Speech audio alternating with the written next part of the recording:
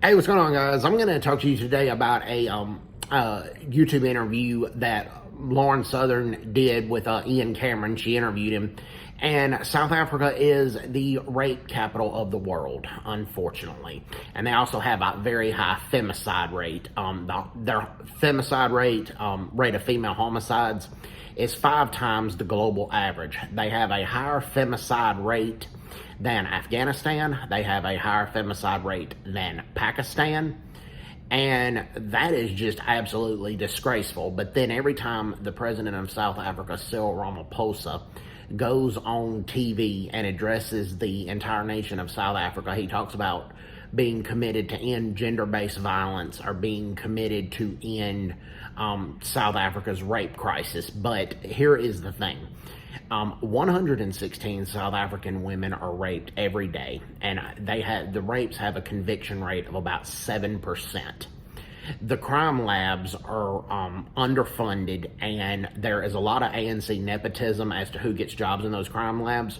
So there's a lot of incompetency in those crime labs. So DNA cases are basically used in only about 7 to 8% of the court cases, which is why the rapes in South Africa have a conviction rate of about of less than 10%, of about 7 to 8%.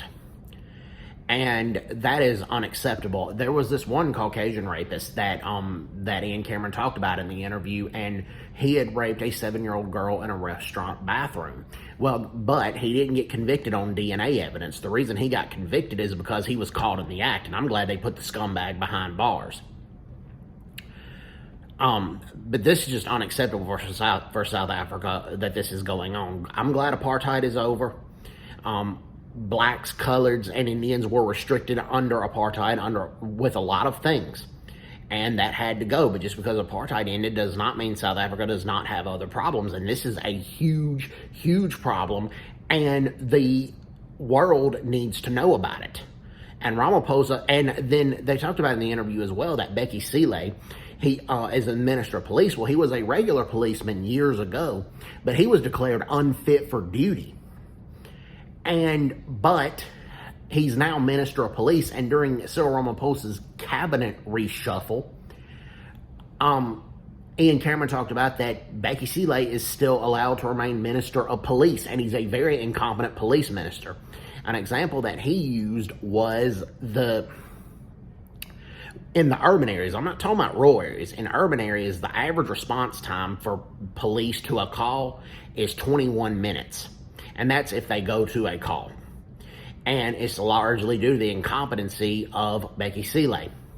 And in rural areas, a lot of times the police do not get there at all. Sometimes it takes them days later to get there. And it is more, as I pointed out before, it is more dangerous to be a South African farmer than it is to be a U.S. soldier in Iraq or Afghanistan.